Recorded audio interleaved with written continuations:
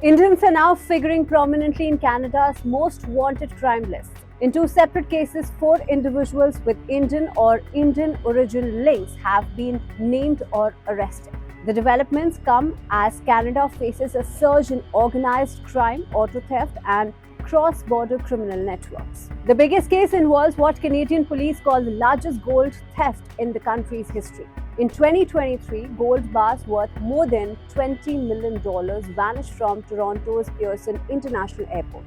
The investigation was named Project 24K. Peel Regional Police have now arrested a key suspect. 43 years old Arsalan Chaudhry was taken into custody after landing in Toronto on a flight from Dubai. He has been charged with theft, over $5,000, possession of stolen property, and conspiracy. He remains in custody and is due for a bail hearing. But the case does not end there. Another prime suspect, Simran Preet Nesa, a former Air Canada employee from Brampton, is believed to be in India. Canadian police say he had access to restricted airport areas. Authorities are now examining possible international links and extradition options. This case has raised serious questions about airport security, insider access, and transnational crime routes, especially at a time when India and Canada are already navigating sensitive diplomatic trade. Meanwhile, another investigation has put three more Indian origin names in the spotlight.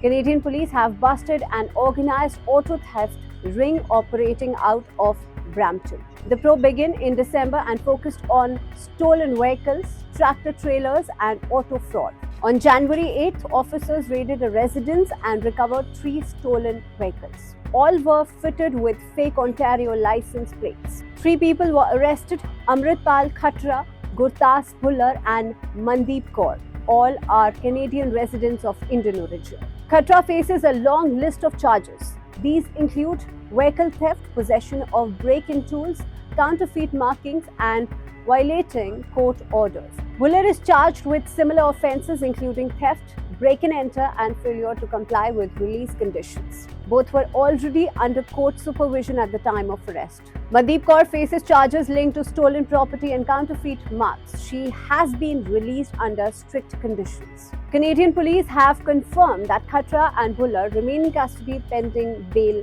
hearings. From India's perspective, these cases carry broader implications. Crime committed abroad by individuals of Indian origin often trigger sweeping narratives. They also feed political debates in host countries, especially in Canada, where law and order, immigration, and organized crime are under intense scrutiny.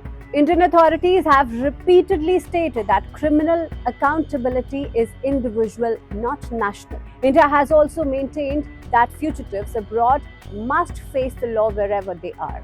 Now, what is clear is this: Canada's crime problem is growing, and Indians are now appearing at the center of some of its high-profile cases. How Ottawa handles investigations, extradition requests, and public messaging will matter, not just for law enforcement but for diplomatic trust.